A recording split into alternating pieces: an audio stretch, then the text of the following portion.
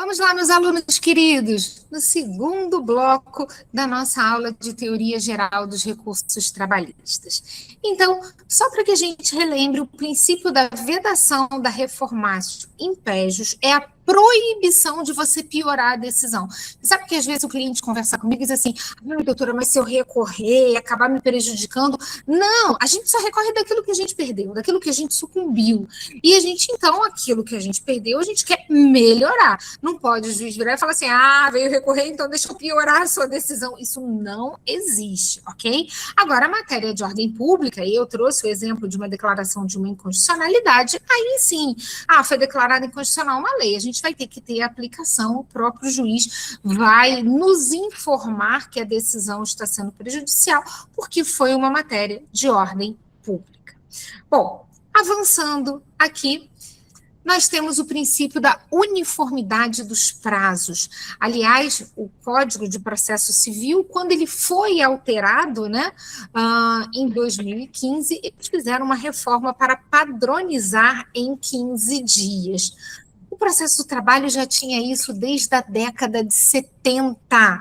A Lei 5584 de 70, ela traz para a gente, como regra geral, que os recursos do artigo 893 da CLT, eles são interpostos no prazo de 8 dias. Então, a gente vai encontrar recurso de revista, que na nossa CLT não aparece o prazo, mas a gente vai nessa Lei 5584 de 70, que traz essa padronização dos 8 dias. Exceção, embargos de declaração, e aí é interessantíssimo, porque isso vale para todos os processos. Embargos de declaração tem prazo de 5 dias, no processo civil, no processo do trabalho, no processo penal. Por quê? Porque ele é atípico, ele é aquele que você devolve para o próprio prolator da decisão para fazer uma pequena correção. Então, apenas ele tem esse prazo bem sucinto, bem pequenininho. E o recurso extraordinário, que eu coloco dentro das exceções, porque eu pego do processo civil para aplicar no processo do trabalho. Esse é um ponto também importante. Quando a gente faz essa importação, quando a gente pega emprestado do processo civil para cá, eu tenho que trazer com todos os requisitos, né? Então, essa é uma regra. Eu respiro, porque quando a gente for estudar o agravo, aquele para decisões monocráticas do tribunal, a gente vai perceber que a gente importa e a gente escreve numa instrução normativa que a gente aplica ele no prazo de 8 dias. Tudo bem, gente? O pessoal do direito constitucional tem vontade de nos esganar, diz que a gente, através de uma instrução normativa, derruba o processo civil, mas acontece. Então, vamos lá. Recapitulando, nossa regra, 8 dias. Exceção, embargo de declaração, previsão na própria CLT, artigo 897-A, e o recurso extraordinário que a gente pega do processo civil, a gente pega da Constituição e tem um prazo de 15 dias. Fungibilidade, esse princípio é maravilhoso, né? É você poder aceitar um recurso pelo outro, você vai fungir. Professor, eu entrei com recurso de apelação, e na verdade não existe apelação no processo de trabalho, era recurso ordinário. Toma cuidado, né? Porque só vai ser aceito fungir um pelo outro se houver uma dúvida objetiva, não houver uma má-fé, se não for um erro grosseiro e se o prazo for respeitado. Se você vier com uma apelação no prazo de 15 dias, querendo que eu receba como recurso ordinário, eu não, né, eu sou advogada, mas que o juiz receba como recurso ordinário, ele vai dizer que está fora do prazo, está intempestivo e não vai aceitar. Então, para fungir, tem que estar dentro dos prazos, dos pressupostos de admissibilidade do recurso original. Então, muita atenção a esse princípio. E o princípio da dialeticidade ou da discursividade. Gente, é muito importante. Nos recursos trabalhistas, o recorrente, ele precisa impugnar especificamente o que ele deseja reformar na decisão recorrida. Ele não tem que dizer assim, desejo reformar. Ele tem que especificar, reformar o que.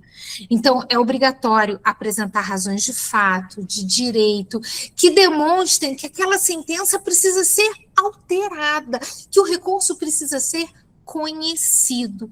Então, se você não agir com essa discursividade, essa dialeticidade, você vai ter um vício no seu recurso, né? E aí o tribunal, ele não vai reconhecer o seu recurso. Ele vai dizer assim, olha, não tem fundamento. Eu gosto de dizer que o princípio da dialeticidade é o princípio do argumento.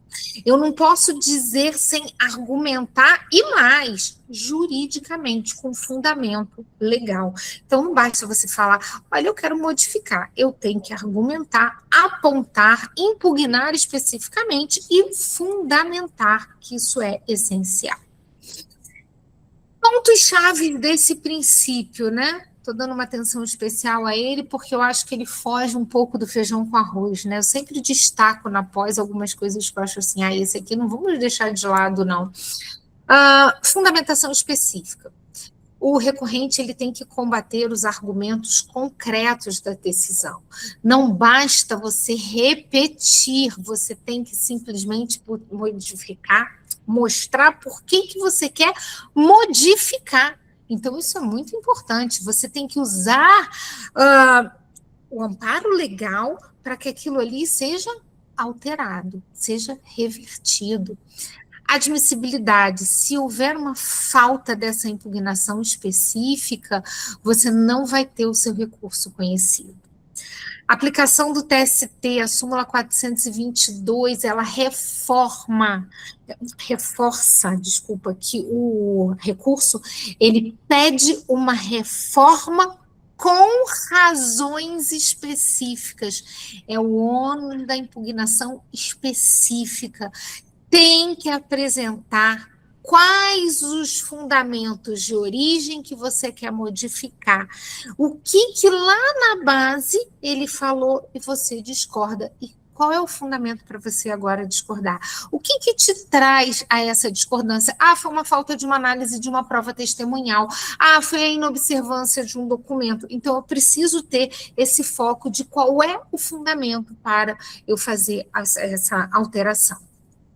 Finalidade desse princípio, né, é garantir o contraditório e a ampla defesa, assegurando que o julgamento do recurso se concentre em questões efetivamente controversas, para que a gente não fique com palavras vazias, aquelas evasivas que não levam o juiz a nada, onde a gente vê 200 páginas e a gente não chega a lugar nenhum. Então, eu tenho que ter especificamente. Eu gosto, quando eu ensino na prática fazer a peça, colocar inclusive títulos, para facilitar. Eu já dirijo o juiz ao que eu quero reformar, ao objeto da reforma. Isso é muito importante.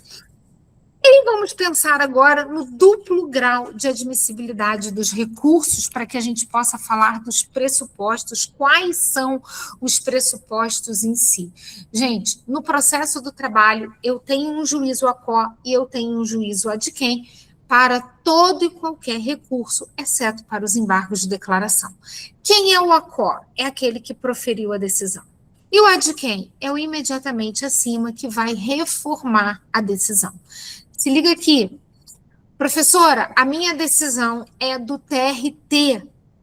Eu entrei com um dissídio coletivo, foi uma greve de ônibus no estado de São Paulo. Então, no TRT de São Paulo, eu entrei com dissídio coletivo. Agora eu quero recorrer.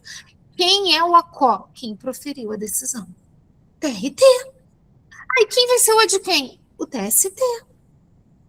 Professora, é isso mesmo, gente. Eu tenho recurso ordinário que sai da vara para o TRT, mas eu também tenho recurso ordinário que sai do TRT para o TST. E a COIA de quem também não é só para recurso ordinário. Vamos imaginar que fosse o caso de um recurso de revista.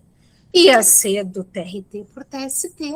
Há um recurso extraordinário do TST para o Supremo Tribunal Federal. Então, vamos sempre olhar quem proferiu a decisão, a gente vai chamar de aquó.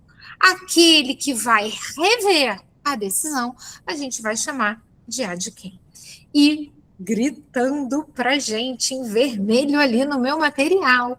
Não esqueçam jamais que os embargos de declaração são os únicos, né? A Barbosa Moreira, ele veio com essa palavra, com essa classificação de recurso atípico. Colocaram no capítulo dos recursos, mas ele não é um recurso propriamente dito.